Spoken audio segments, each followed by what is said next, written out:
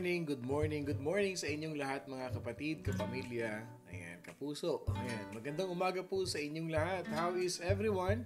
How is everybody? I hope and pray na lahat tayo ay nakapagpahinga ng maayos, nakatulog na mahimbing, because today is another day that the Lord has made. Kailangan fully energized tayo mga kapatid, no?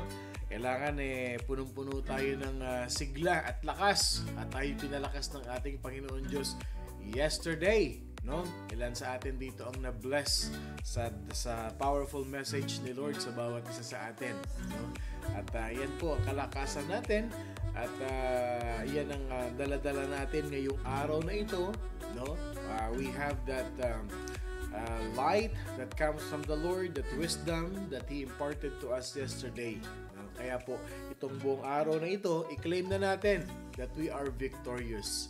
Ako po si Pastor Bong, bumabati ng isang mapagpalang Monday morning sa ating lahat. Ayan, isang araw na umpisa na naman mga kapatid ng ating pakikipag-sapalaran, pakikibaka at pagharap natin sa pang-araw-araw nating buhay mga kapatid. But God is amazing at kasama natin ang Panginoon Diyos. Hindi niya tayo pinababayaan, hindi niya tayo iniiwan. Tayo magkape muna at lumalamig na yung aking kape mga kapatid. Cheers doon sa aking coffee. Cheers buddy dyan. Ayan. Okay. Before anything else, mga kapatid, nais ko po kayong invite, no? Yung ating YouTube channel nandyan sa taas. Ito pong ating morning devotion, since nagagamit natin yung isa nating Facebook page, ay pagtapos po nito, ito'y naka-record na. Naka-record na po ito. Siguro po after this, mga 1 oras lang. Okay? Naka-upload na po ito sa YouTube channel. Kaya po, sabi ko sa inyo, mag-subscribe kayo dun sa YouTube channel natin para may access kayo. Kasi po, ang nangyari dun sa isang page natin, nawala pong lahat ang videos natin. Nawalang lahat yung ating in-upload doon na araw-araw na ating morning devotion. Kaya ito po, naka-air na tayo sa live streaming ng Facebook. And then after a while, mga kapatid, ay nasa YouTube channel naman. Okay? Kaya napakaganda po nito, pwede nating balik-balikan. At yung pong nasa YouTube channel natin na yun, exclusively, puro morning devotion lang po yun. Hindi na kayo mahihirapang hanapin. Kasi nandun po yung title ng ating pinag-aaralan. Kaya, praise be to God. Nandiyan po sa taas yung ating YouTube channel, no? I-type nyo lamang po yan, tapos i-subscribe nyo po yan mga kapatid yung ating channel. And then, so you will be updated at pwede nyo pong i-share yan kahit kanino mga kapatid, no? Kaya, glory to God. Okay, mamayang gabi po ay meron tayong Monday Bible Study. Okay? So, wag po ninyong kakalimutan yan. 7:30 to 8:30 p.m. po ang ating Bible study. And again, we are continuing our book study, no, in the book of John, or what we call the Gospel of John. 7:30 p.m. po yan, Pacific Standard Time. Just find the equivalent time in your respective area. Kung kayo nasa Pilipinas, tanghali po yan. At kung nasa Middle East naman, yan po ay bandang medyo late na ng tanghali, mga papuntang hapon na yan. So mamaya po magkita-kita tayo 7:30 p.m. to 8:30 p.m. At nais ko magpasalamat din po sa patuloy pa rin sumusuporta at tumutulong sa ating ministry. There are 3 ways that you can support our ministry mga kapatid. Siyempre, number 1, itong live streaming natin by sending stars dito po sa ating ministry. However, no, pwede rin po kayong magpadala ng inyong support sa ating morning devotion at meron po tayong Zelle account. I-mention nyo lamang po dyan, morning devotion. And it will really help many ministry, especially ang ministry ng morning devotion, which we are helping many people. May Zelle account po yan to those people here who are in the United States. You can send your help sa ating ministry.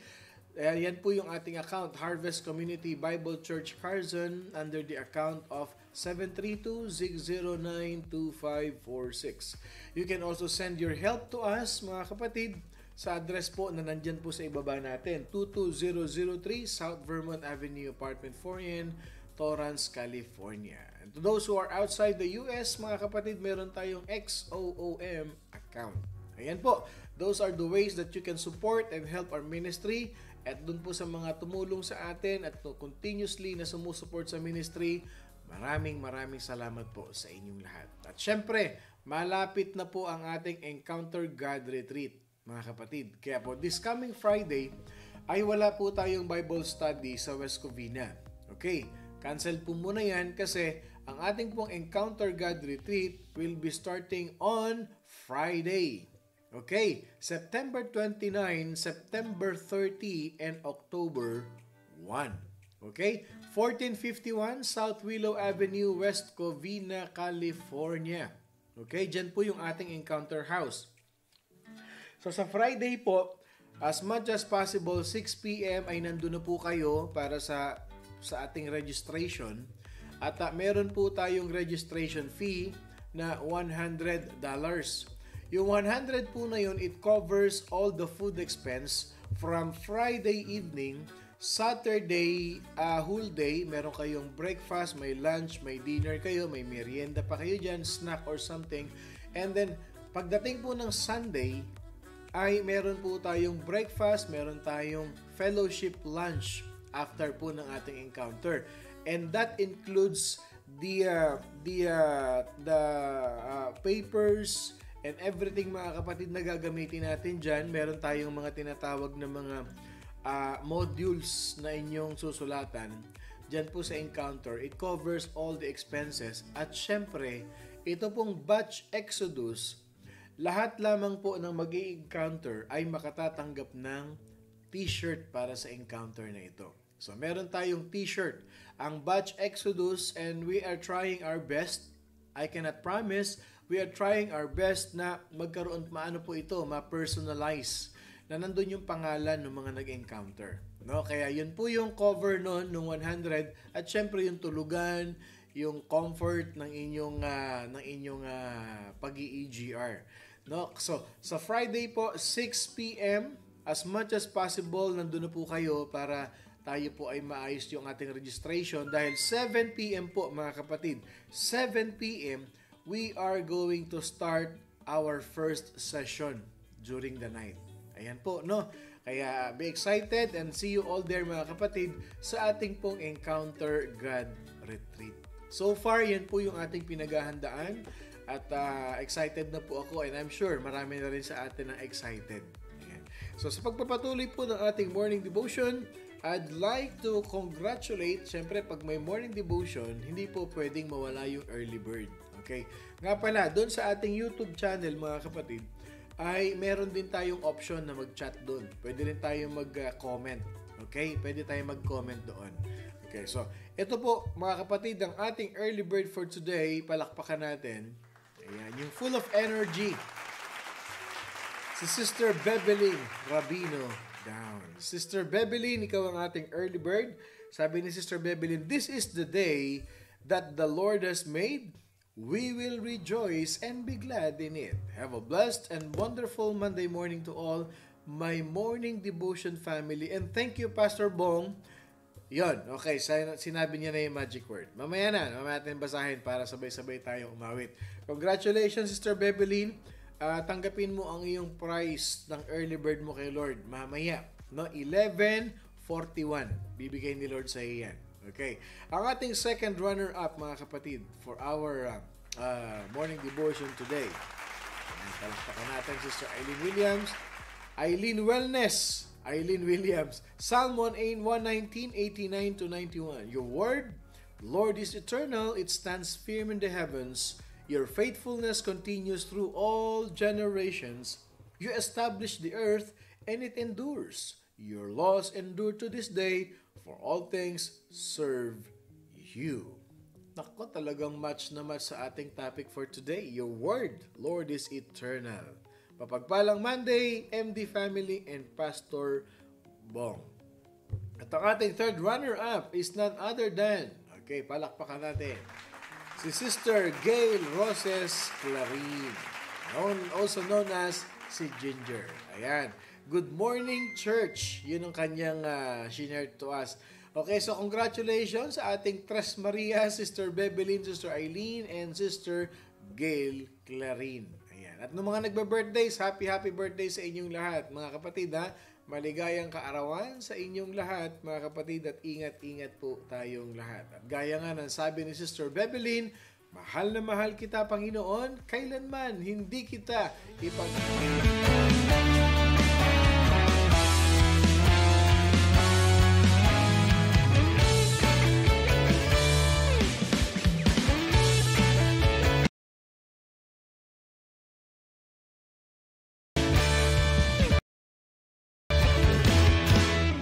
Mahal na mahal kita, Panginoon. Mahal na mahal kita, Panginoon.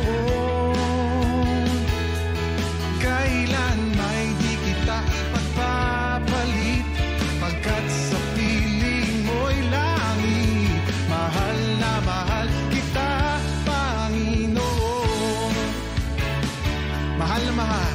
Mahal na mahal kita, Panginoon. Mahal na mahal. Mahal kita, Panginoon.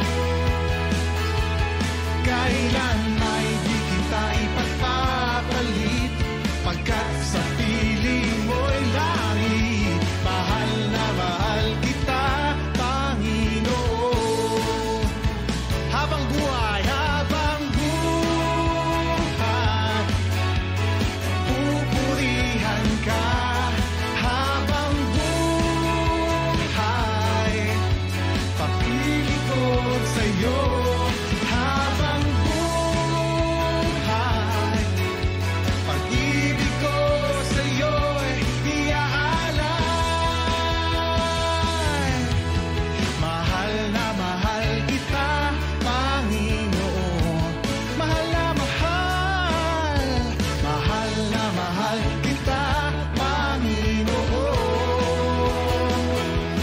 Kailan may di kita ipagpapalit, pagkat sa piling mo'y langit.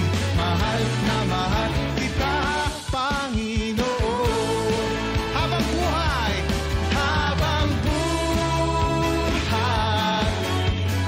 pupurihan ka. Habang buhay, maglilingkod sa'yo. Habang buhay,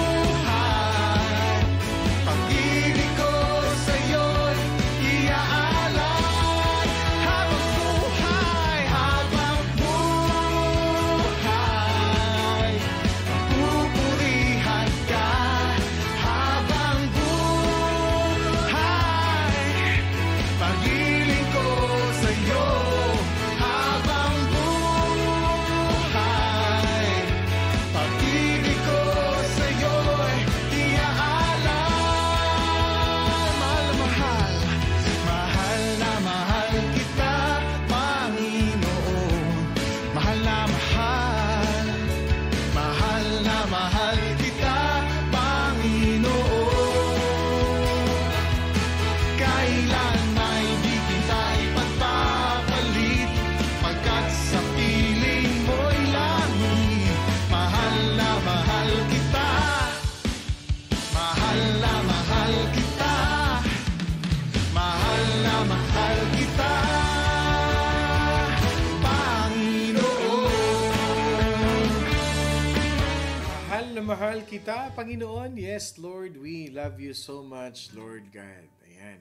I-share natin yung ating morning devotion ngayong umaga. Itag natin as many friends as we can sa para po sila ay makapakinig din, mga kapatid, ditong ating morning devotion. No? Huwag po ninyong kakalimutan.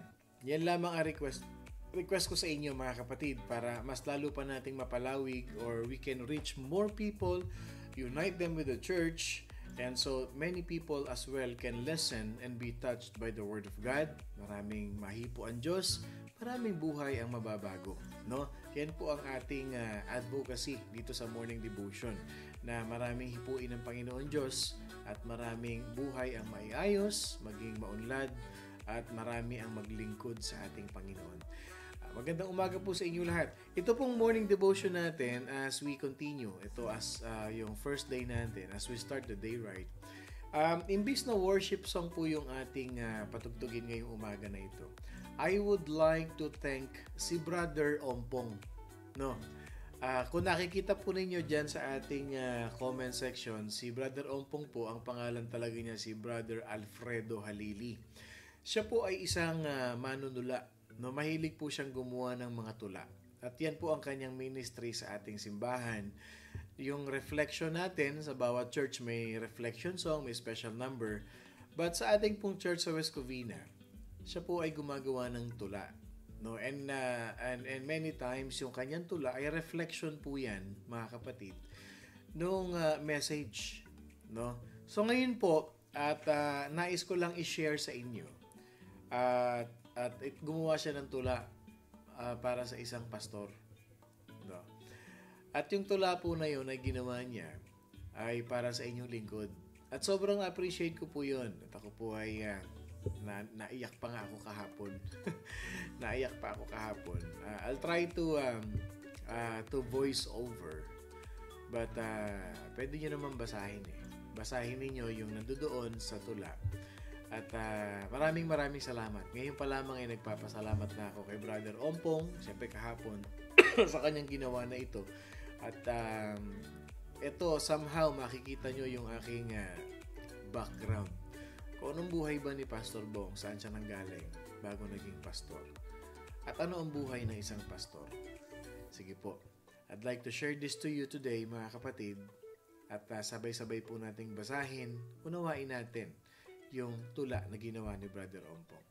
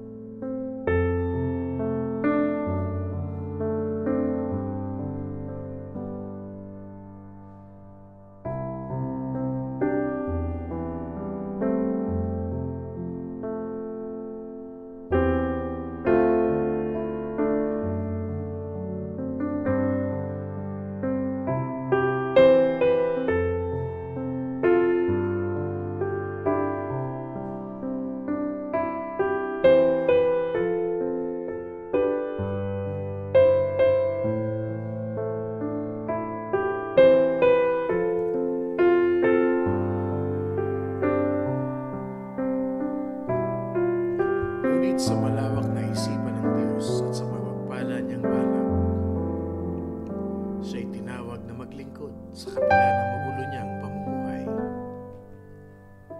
Kapit sa patalim at mga buwis buhay niyang pinagdaanan, ang nagdala sa kanya sa masimulimuot niyang kapalaran. Kung saan-saan napadpad, animoy dagang walang masulingan. Hanggang sandali dumating na wala na siyang matakbuhan. Gaya ng kay Moses, siya'y nagtago rin sa kamay ng batas, subalit hindi siya nakaligtas sa mata ng makapangyarihang may laman. Nais din siyang gamitin sa banal niyang plano at gawain sa mundo, kung kaya't sa isang banal na tawag, siyang ay tumugon at ginawa siyang lingkod. Sino ang maniniwalang ang isang dating tirador ay nagtuturo na sa pulpito at kung tawagin ay pastor?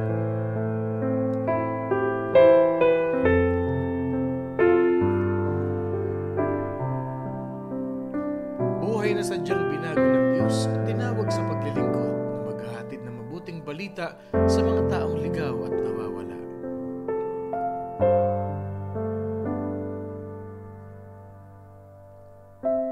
Di gaya ng dati, ang hatid niya'y bisyo at droga. Siya't bad boy ng lipunan at panday ng katiwalian. Subalit ngayon, ang daladala niya ay Biblia at katotohanan, tagapaghatid ng salita ng Diyos sa mga taong nabubuhay pa rin sa kamalian.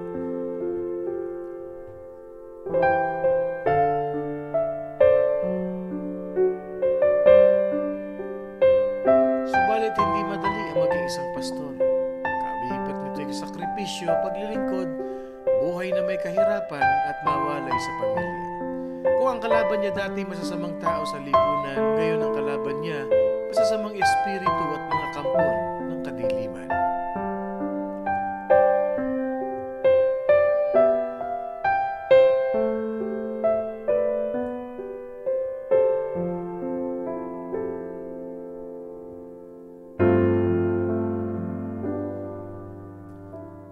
Ang simbahan ay di lugar para sa matitino't akala may banal. Ito ay lugar para sa mga taong naliligaw at batbat ng kasalanan.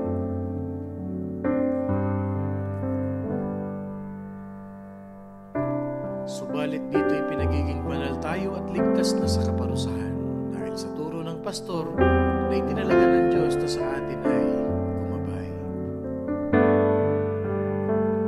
Tanging dalangin lang namin at sana iyong dinggin ang pagtiyagaan mo kaming gabayan at sa tamang landas kami ay akayin.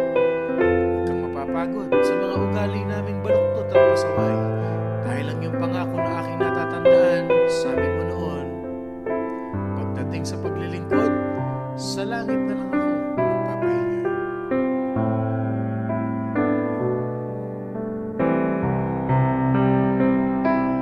Kaya ating mahalin na tulungan ang ating mga pastor.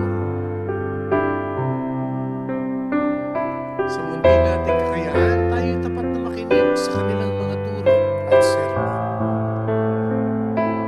Kung tayo may natutunan at buhay mo'y naging may katwiran, ito ay dahil sa matigang ugali at dedikasyon. Sa walang sawang maglingkod at magmahal, ang magpatawad, at higit sa lahat, ang ialay ang kanilang buhay. Alang-alang sa Diyos at sa Kanyang kapwa. Ang tinagurian nating ang pastor.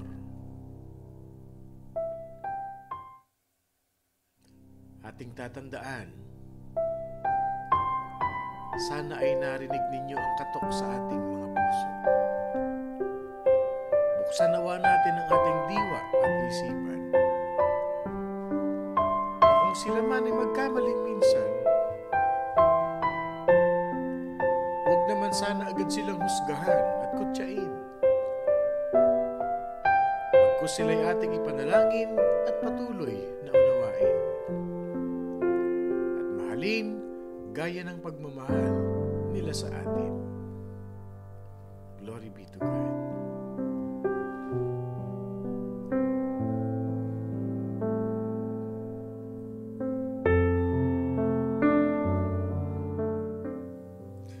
Amen. Hallelujah. Nakita niyo kung gaano ka-dedicate yung ginawa ng ating kapatid na yan, na talaga naman pong pag inulit-ulit kong panoorin, naiyak talaga ako. Ang inyong pastor, iiyakin pa naman. No? Salamat ulit, Brother Ompong. At na-appreciate po yung inyong lingkod sa ating araw-araw na morning devotion, yung sakripisyo. Hindi lang man po sa akin ito. Ito po ay para sa lahat ng pastor. Ito po ay para sa lahat ng pastor. Kaya po ganun na lamang ang aking puso sa pagtulong sa maraming pastor sa paligid natin na lubos na nangangailangan. Kaya nga sinasabi ko po sa inyo, ang morning devotion ay nagiging instrumento po ito, platform, upang tayo ay makatulong sa maraming pastor na nangangailangan dito man sa Pilipinas, mga kapatid. Salamat ng marami, lalo na po sa mga nakaka-appreciate. Ayan, love it. Di ba? Praise God, praise God, praise God. Ano po yan? Talagang from the heart po yan ni Brother Ompong. Tayo po'y manalangin sa ating Panginoon Diyos. Maraming salamat, Panginoon, sa matagumpay na umagang binigay mo sa amin ngayon, Panginoon. Maraming salamat po sa iyong kabutihan, Lord God. Salamat, Panginoon, at patuloy mo kaming dinadala dito sa morning devotion every morning, every day, upang kami, Lord God, ay patuloy na mapalapit sa iyo, lumalim ang aming relationship, At higit sa lahat, tumaba ang puso namin, Panginoon, sa pamamagitan ng iyong mga salita. Lord, mahal na mahal ka namin, Panginoon. We love you so much, Lord God. Ako po bilang pastor, ang aking pong panalangin, ang aking pong nais lamang ay ang buong morning devotion family, Lord, ay patuloy na maglingkod sa iyo. Mahalin ka namin araw-araw na sa kabila ng aming mga pinagdadaanan sa buhay, nananatili pa rin po yung pagmamahal sa puso namin, Lord God. Dahil yung foundation namin ng iyong mga salita, at kaya naman kami natutong magmahal, Lord, kasi minahal mo kami ng una. Na kahit pa kami ay makasalanan pa noon, minahal mo kami, Panginoon Diyos. Lord, hindi namin maibabalik ang kabutihan mo sa amin. Subalit alam namin that every time that we sing, every time we praise, every time we worship you, Lord God, napapangiti ka namin sa araw-araw, Panginoon. Lord, we thank you, we worship you, and we honor you, Father God. Whatever it is that we have thought, we have said, and we have done, hindi naman kami perfect, Panginoon. Nagkakamali pa rin kami araw-araw. Nagkakamali kami every once in a while. Sa aming pag-iisip, sa aming mga sinasabi, sanctify us, Panginoon Diyos, and cleanse us. Patawarin mo kami, humihingi kami ng kapatawaran sa iyo, Panginoon Diyos. Patuloy mong gabayan ang aming pamilya, magulang, kapatid, mga anak, Panginoon Diyos, lahat ng mahalagang tao sa buhay namin. Lord, gamitin mo po kami, Panginoon, bilang channel of blessing, O Lord God Jesus. Salamat, maraming salamat, O Diyos, that as we start the day right, by listening to your word, by worshiping you, Panginoon, Lord, we know, Panginoon, that the best is yet to come sa buhay namin. Salamat, Panginoon. Marami mga kaming prayers. We know in your perfect time, it will be given to us, Panginoon. Kaya ngayon pa lang, Lord God, kiniklaim na po namin ang victory, ang provision mo sa buhay namin. Lord, be with us in every step of the way. Sa maiksing oras na ito na kami mag-aaral ng iyong mga salita, samahan mo kami, gabayan mo kami, at Lord, ikaw po ang magsasalita, hindi ako. Let your light shine, Lord God, in the midst of us, and let your presence be magnified in this day, Panginoon. May you bless us with your traveling mercy and bless us and bless the work of our hands, Panginoon. Lord, salamat po. We give you back all the glory and honor as we pray all of these things in the name of the Father, the Son, and of the Holy Spirit. In Jesus' mighty name, this is our prayer, and all God's people say, Amen and Amen and Amen. Magandang umaga pong muli sa inyong lahat. Ako po si Pastor Bong, bumabati na isang mapagpalang Monday morning sa ating lahat. Today is day 50 na po ng ating morning devotion season 2. Okay? And our verse for today will be coming from the book of 2 Timothy chapter 3. I want you to open your Bible, 2 Timothy chapter 3. Itong tatlong verse na ito, this is what we are going to learn. Okay? 14 to 17. 4 verse pala ito. Itong 4 na verse na ito lang ang pag-uusapan natin the whole week. Okay? Kaya i-highlight nyo na, mga kapatid. I-highlight nyo na ito sa inyong Bible at ihimayin natin to isa-isa. 2 Timothy 3:14 to 17. But as for you, continue in what you have learned and have become convinced of, because you know those from whom you learned it, and how from infancy you have known the Holy Scriptures, which are able to make you wise for salvation through faith in Christ Jesus. All Scripture is God-breathed and is useful for teaching, rebuking, correcting, and training in righteousness, so that the servant of God may be thoroughly equipped for every good work. 2 Timothy chapter 3:14 to 17. Sister Eileen, paki-post mo nga yan ng Tagalog at nang mabasa natin mamaya ng Tagalog version. Sa verse na binasa natin, mga kapatid, because we have been discussing every Sunday the inerrancy or the accuracy, the importance of the Bible as our true bread, the Bible as our living water. And yesterday, pinag-aralan po natin that the Bible is the breath of God. Hiningahan po ng Panginoon Diyos yan. So, ngayon pong linggo na ito, we are going to start our series because we believe the Bible. Uumpisahan natin ito, ang ating pag-uusap na ito dahil naniniwala tayo sa Biblia. We believe in the God of the Bible. Sino ba yung Diyos na tinutukoy sa Biblia? Naniniwala tayo sa ating Panginoon Diyos, the Christ of the Bible. Sino yung Kristo, Mesias, Messiah na tinutukoy ng Biblia? The Christ of the Bible. And what else? Ano pa ang ating pinaniniwalaan sa Bible? The plan of salvation revealed in the Bible.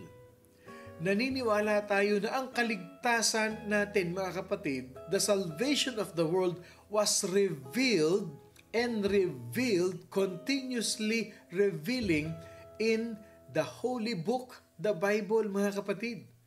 And everything else written in the Bible, we believe. Naniniwala tayo. No? Basahin natin yung Tagalog. Ito, pinost na ni Sister Eileen. Ngunit ikaw, magpatuloy ka sa mga aral na natutunan mo at matibay mong pinaniwalaan, sapagkat kilala mo ang mga nagturo nito sa iyo. Mula sa pagkabata, alam mo na ang banal na kasulatan, ang Bible, ang banal na kasulatan na may kapangyarihang magbigay sa iyo ng karunungan tungo sa kaligtasan sa pamamagitan ng pananampalataya kay Kristo Jesus. Grabe, ito pa lang, pinatutunayan na nito ang Biblia.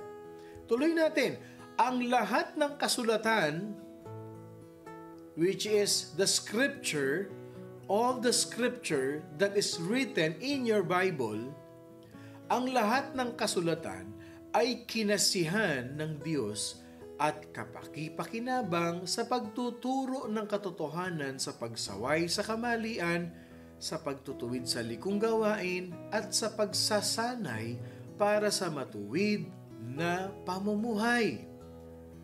Lahat ng nakasulat dyan. In other translation, mga kapatid, yung kinasihan, hiningahan, binigyang buhay o pinagtibay ng ating Panginoon Diyos, kinasiyahan. Para saan daw? Upang ito'y maging kapaki-pakinabang sa pagtuturo sa atin ng katotohanan. At kung may mali kang ginagawa, sasawayin ka ng Biblia. Ano sabi sa 17? Upang ang lingkod ng Diyos ay maging ganap at handa sa lahat ng mabubuting gawain. Ikaw at ako, we are followers. We are servants of Jesus Christ. We are followers of the Lord. We need the Holy Scripture. We need all the Scripture that is written in the Bible for us to learn. Doon tayo manampalataya kay Jesus sa kanyang salita. Para daw tayo nababago. Para daw tayo natatransform. Para ano? Para ang isang lingkod ng Diyos, ikaw at ako, we are servants of God. We have our ministries ay maging ganap. Ibig sabihin, maging handa tayo sa lahat ng mabubuting gawain. Pastor, nag-church ako Pero hindi ko naman masabi, Pastor, I cannot say to myself that I am serving God, but all I know is I always go to church every Sunday. You and I have a specific ministry in life. Ano yun? To love God, to love people. Loving people is a ministry. Yung isang taong maging mapagmahal ka sa kapwa mo, that's a ministry.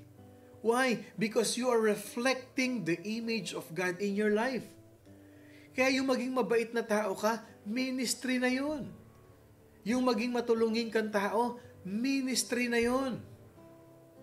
Yung maging maunawain ka, you are becoming a better person, you're becoming a better father, you are becoming a loving person, That's a ministry and you are doing the works of the Lord. Bakit? Kasi command ni Lord sa atin yun. You love God, you love people. You go to church, you love God. You want to encounter God every Sunday, that's why you go to church. And you are doing your ministry. At the same time, you are doing your ministry as well by loving people. You mag-invite ka lang sa church, mahal mo yung kapwa mo na yun. That's why you're inviting him to the church. Because you love him, you want him to experience the love of God, and it's written in the Bible. Church, as we hold our Bible and we say, this book is the Word of God, itong aklat na ito ay salita ng Diyos, and I believe that it is true from cover to cover. Tunay, totoo, perfect ang nakasulat sa Bible. Ang Bible po walang mali, without error, and it is absolutely perfect. And me, I believe that the Bible is perfect. That's true. The Bible is perfect. But my fear is many do not know why they believe that. Maraming tao, sabi, bakit sila naniniwala sa Bible? Ito nabasa ko yung mga self-help book.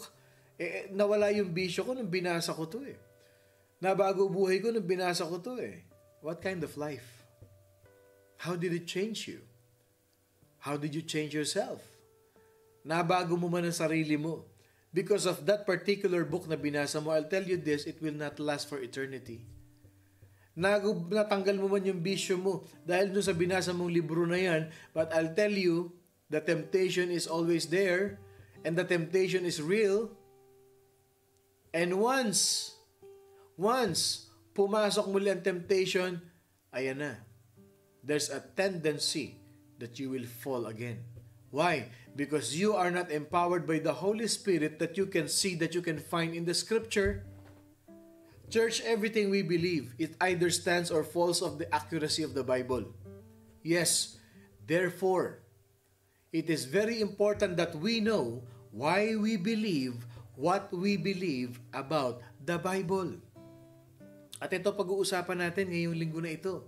I would like to take the next few days, mga kapatid, of our message, yung message natin sa morning devotion, we are going to talk about God's perfect word.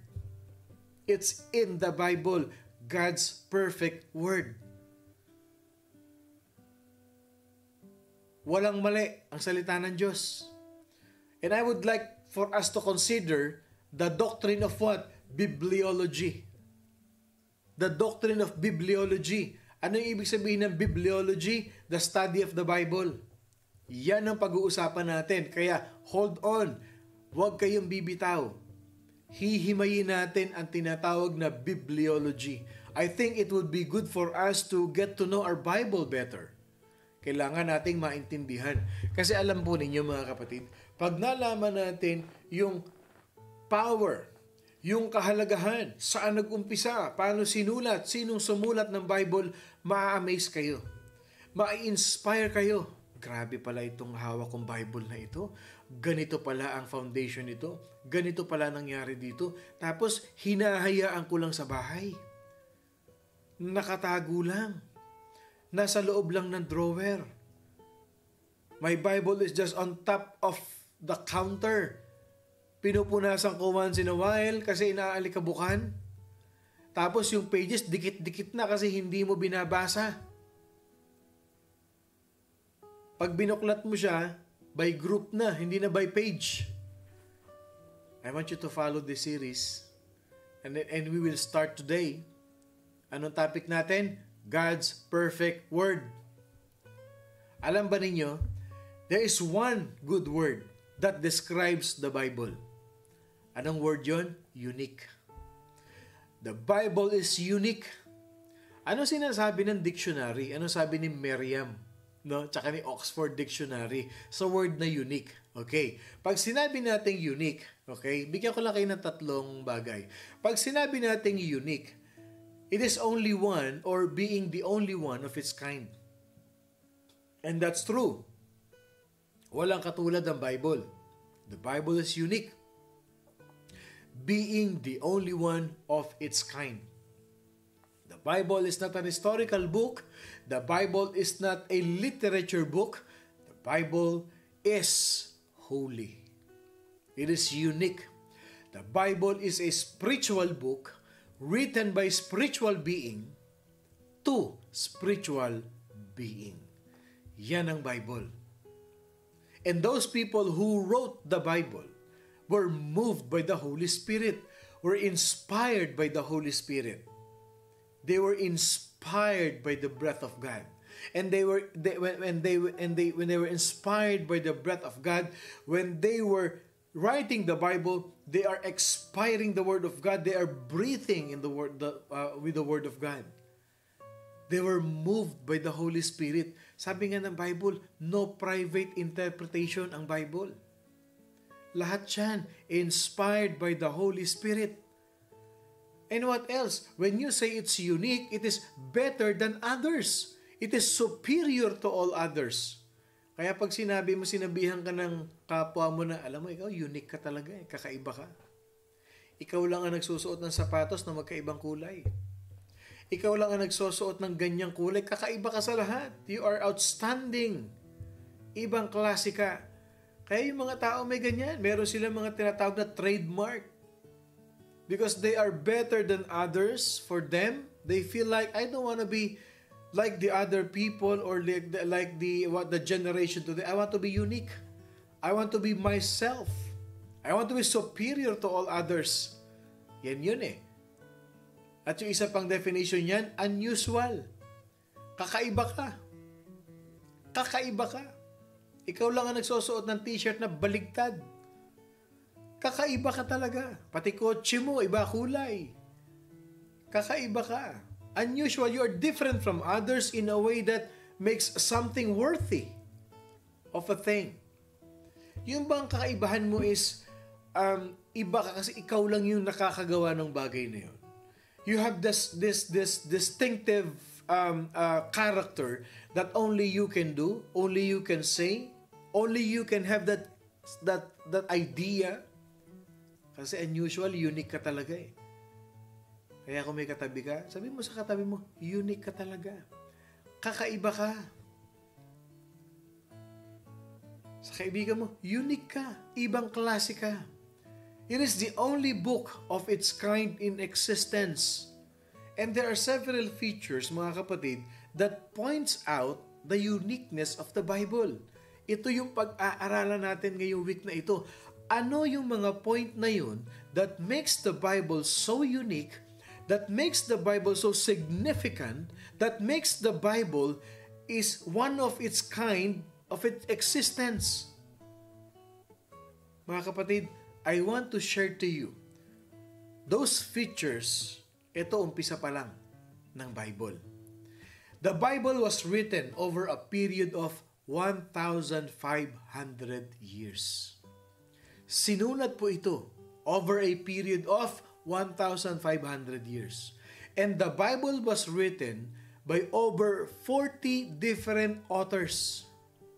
Yung 40 different authors na yan, iba't ibang klase ng tao yan, mga kapatid.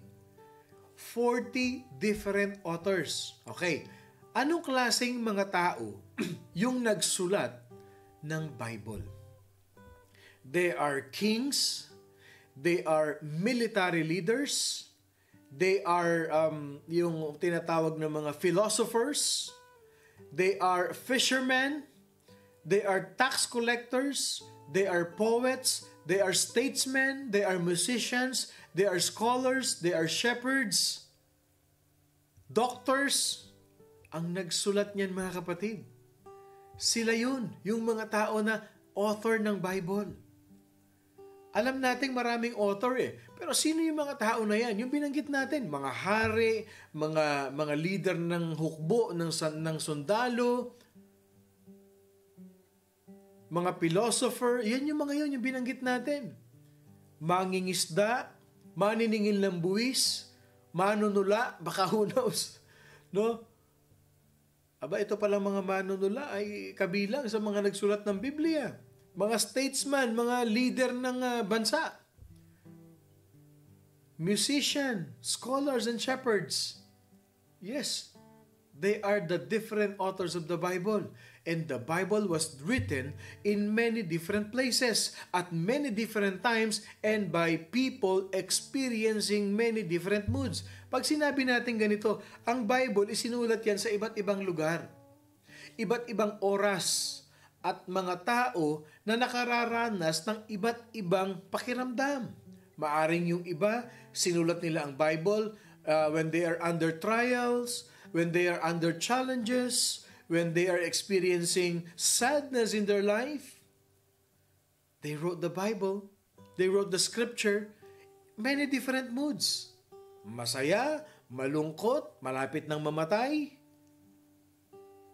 hindi namatay, nakaligtas sa pagkamatay.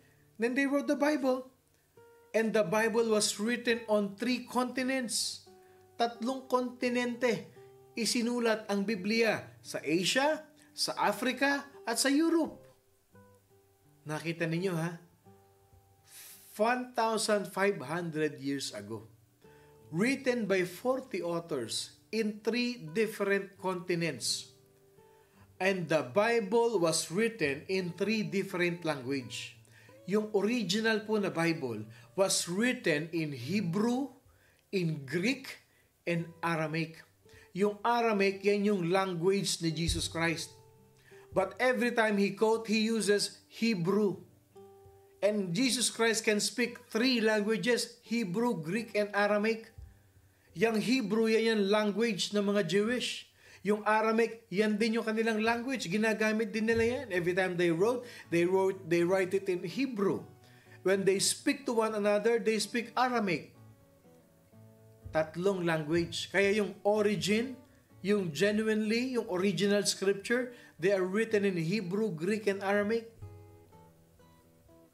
Kaya po, yung Bible, mga kapatid, it's not about yung inerrancy or the accuracy, mga kapatid, meron sinasabi na itong version lang nito ang tama. Hindi. No. The inerrancy or the accuracy of the Bible based on those 3 languages, Hebrew, Aramaic, and Greek. Paano pag sinabi natin, paano pag ang Bible, what if the Bible was translated into Japanese? Ibig sabihin ba, hindi na accurate? What if the Bible is translated into German? What if the Bible was translated into Filipino? Does it mean hindi na yan accurate? That's not true. That's not true. Accurate yan.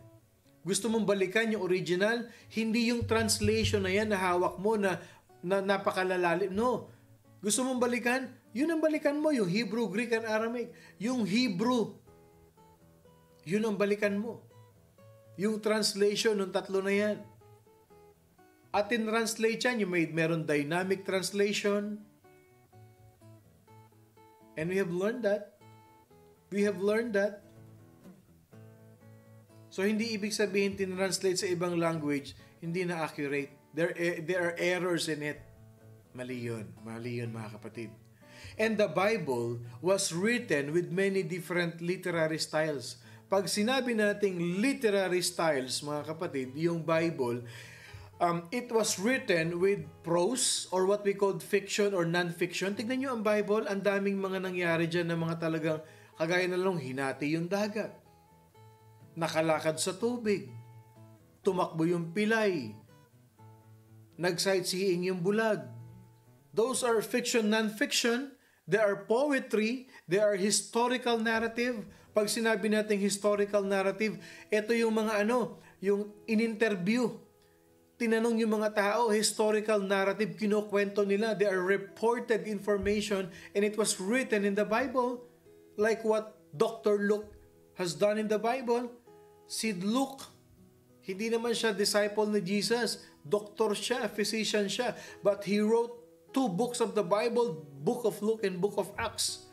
Anong ginawa ni Luke? Nagtanong siya. Nag-survey siya. Nag-investigate siya. Doktor siya keen siya magtrabaho. Hinimay niya talaga yun. O nandito ka ba? Nung nagpakain si Jesus Christ ng 5,000, ay opo, 17 years old ako noon, natatandaan ko. Anong ginawa ni Jesus? Nandun ako sa tabi ni Jesus, anong ginawa niya? Ito po, tinaas niya. Yung 5 tinapay, 2 isda, sinusulat niya yun, nasaan ka? Nasa likod ka ba ni Jesus? Nasa tabi ka ba? Sinong katabi mo noon? Sinong disciple? Natatandaan ko po, si Matthew, ang katabi ko noon. Si Peter, ang nasa kanan ko. Dinidetailed yun. Ang tawag doon, historical narrative. And there are romance in the Bible, there are law in the Bible, there are biography, there are parables, there are allegory, yung mga tinatawag na parables, and there are prophecies written in the Bible. Kaya kung bibili ka ng mga libro na about law, sa Bible nandun na.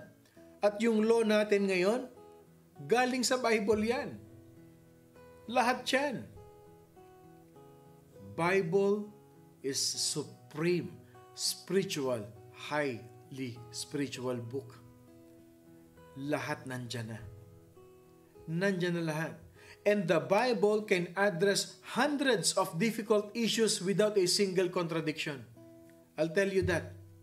Kahit anong issue ng buhay, basahin mo sa Bible, nandyan dyan. Hundreds of difficult issues without a single contradiction. Hindi magtatalo-talo yan. Iisa ang layunin. Iisa ang pinag-uusapan. There's a kingdom and there's a king of that kingdom. Pag sinabi natin the Bible is a book of great diversity, ang ibig sabihin ng great diversity, iba-ibang uri ng tao, iba't ibang lahi, ethnicity, different race. Yet, in spite of this, it unfolds. Kahit pa sabihin mong iba't ibang lahi, may Ethiopian, may Gentiles, may Jewish, may taga Mesopotamia, mayroong taga Canaan, mayroong taga Iran, may taga Iraq in modern day. Iba-ibang lahi yan, mga kapatid. But the thing is, it only unfolds of a continuous story without ever contradicting itself. Hindi niya kinokontra yung sarili niya na pinag-uusapan sa Bible. The Bible has its main character. Sino lang ang bida dyan? God Himself. God Himself made known through the person of His Son, the Lord Jesus Christ. Yes, the Bible is so unique. Isa lang ang bida sa Bible, si Lord lang. Isa lang ang bida sa Bible. Ipinakita lang ni Lord na through His Son, nagkatawang tao siya. Para ano? Salvation of the world. Pero yung uniqueness ng Bible, hindi aksidente yan. It was purposeful. May plano talaga yan. May purpose talaga si Lord, parang ikaw. May purpose si Lord sa buhay mo, na kung babasahin mo lang ang Bible, malalaman mo kung bakit ka ipinanganak, kung bakit doon ka pinanganak, at bakit hanggang ngayon, there is something in you that God is dealing in your life. Kasi may purpose siya sa iyo. Kaya ka nakikinig ng morning devotion. The reason why you are hearing and learning from morning devotion is because God wants to use you for His glory. So, paano natin masasabing it is purposeful? Pastor, paano mo naman sinabing purposeful ang uniqueness ng Bible? How can this be?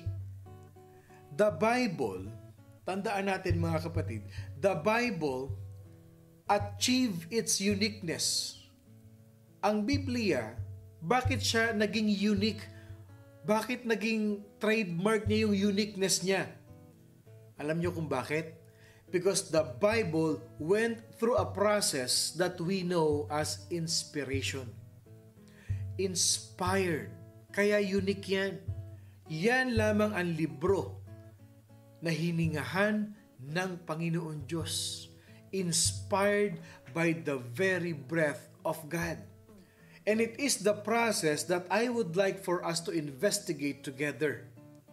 Kaya nga sabi ng verse 16 kanina, all scripture is given by inspiration of God.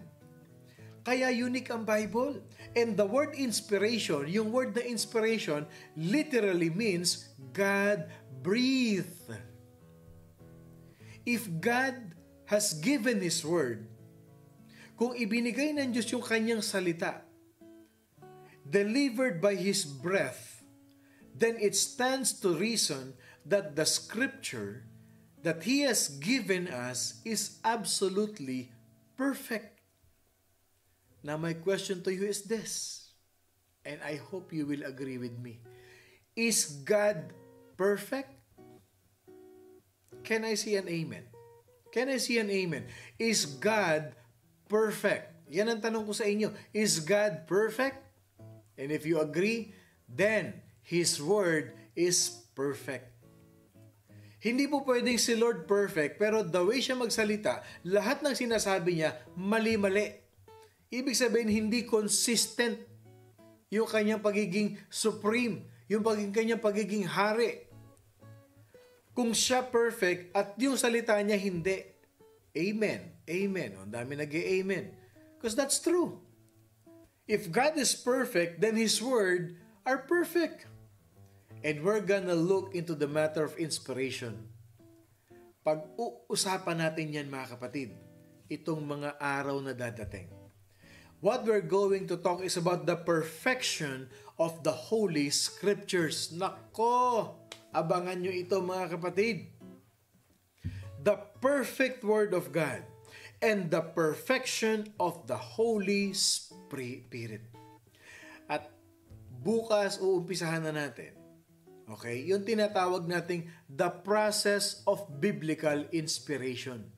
Kaya sabi ko sa inyo, ang Morning Devotion Season 2, okay? Much deeper, mas mai-inspire kayo. Kaya yung mga nagte-take note dyan, congratulations. Kasi itong mga pinag-aaralan natin dito, alam nyo ba, na itong mga pinag-aaralan natin dito, this is part of a Bible school. Kaya kung nakikinig ka ng morning devotion, para ka na rin nag-aaral sa Bible school. At yan ang gusto ko sa inyo. Lumalim, lumago, at mas lalong tumaba ang puso ninyo sa Word of God. So yung process of biblical inspiration, ang mga bagay na ito dapat nating malaman. These things that we need to learn. What process did God use to get His Word into the hands and hearts of men? Yan ang mapag-aaralan natin. Ano yung ginawa ng Panginoon Diyos na process para yung kanyang salita ay mapunta doon sa kamay para maisulat at sa puso ng mga nagsulat? And there are 3 terms that must be addressed that as we deal with this matter of inspiration, yan ang matututunan niyo, mga kapatid. Ano yung process na ginawa ni Lord? Sabi mo kasi, Pastor, God breathed by God. God breathed the Word of God. Ibig sabihin ba nito, Pastor, paghinga ni Lord, may mga nakasulat na? Obviously not. Kaya nga may mga authors Ano ang ginawa ni Lord doon sa mga author na yon para maisulat nila yung salita ng Diyos? At paano ang ginawa ni Lord para yung salita niya ay mapunta doon sa puso ng mga nagsulat? Tandaan natin, if you are doing something, you always do it by heart. Because if what you are doing comes from the heart, there is commitment. There is motivation. There is inspiration because it comes from the heart. Di ba pag nagtatrabaho ka at wala sa puso mo yung trabaho mo, madali kang mainip? Madali kang bumitaw? Pag hindi mo ini-enjoy yung trabaho mo, pag hindi masaya ang puso mo sa ginagawa mo, kasi hindi ka inspired sa ginagawa mo, ang tendency, you give up easily. Ayoko na. Pagod na ako. Next chapter naman. Kasi wala sa puso Nasa isip mo lang. Nasa isip mo lang. Pero pag nasa puso, regardless kung malaki man o hindi ganong kalakihin ang sweldo, ang masaya, ang importante, masaya ako May nakita na ba kayong ganyan? Bakit ba nagtsatsaga ka sa trabaho na yan? Pwede ka namang lumipat sa mas malaking sahod. Okay na ako dito. Kasi masaya naman ako sa trabaho ko eh. Have you ever encountered a person who give that statement? Okay na ako dito. Masaya naman ako. Bakit ba hinanapang asawa mo? Di naman pogi. Okay na ako. Masaya ako sa kanya kasi mahal niya ako. At isa pa, hindi babaero. Kaya hindi ako nag-asawa ng pogi. Para hindi sakit sa ulo. Masaya na ako. Importante kasi yung what? Yung happiness, yung puso. Kaya yung process, ganito. Papaano pumunta sa puso ng mga taong nagsulat at papaanong napunta sa kamay nila yung pagsusulat ng Word of God. Yan ang pag-aaralan natin. So I want you to share our morning devotion. Itag niyo yung mga kaibigan ninyo. Prepare your notes and your pen. And you're going to learn a very important foundation. Pang-Bible school yan. Kaya watch out. Subaybayan nyo itong ating morning devotion and you will learn a lot. Okay? So tayo po'y manalangin. Mapagpalang Ama, maraming salamat Panginoon Diyos. Nasa pasimula pa lang as we start our day right, Lord God, we are so excited to learn that powerful lesson that will really deepen our knowledge and our learning about the Scripture, about that spiritual book that is written by a spiritual being to spiritual being. And as we learn, Panginoon, we will grow more. And we will see and we will feel the importance of the Bible. We will learn the importance of the Scripture that is in the Bible. Salamat ng marami. Ingatan mo ang bawat isa, Panginoon Diyos. May we enjoy the rest of the day because we know the reason why you want us to learn this very important lesson is you want us to grow deeper and deeper in the knowledge of your Spirit and in truth. The Holy Spirit that dwells in us, that gives us the appetite to read the Word and worshiping you in truth through your Word, through your Scripture. Ingatan mo ang bawat isa, pagpalain mo kami, let your traveling mercy be upon us, and we receive the blessing of our hands. As we pray all of these things, in the name of the Father, the Son, and of the Holy Spirit, we claim victory for our Encounter God Retreat. In Jesus' name we pray. Amen and amen and amen. I want you all to be excited mga kapatid for these coming days as we learn more about the Bible. Ako pong muli si Pastor Bong, bumabati na isang mapagpalang Monday morning sa ating lahat. Lagi niyong tatandaan, wag kakalimutang magbasa ng Bible at wag kakalimutan. We are blessed by God. You will see this morning devotion later in our YouTube channel. Yan po. Ingat po kayo lahat. I love you all with the love of the Lord.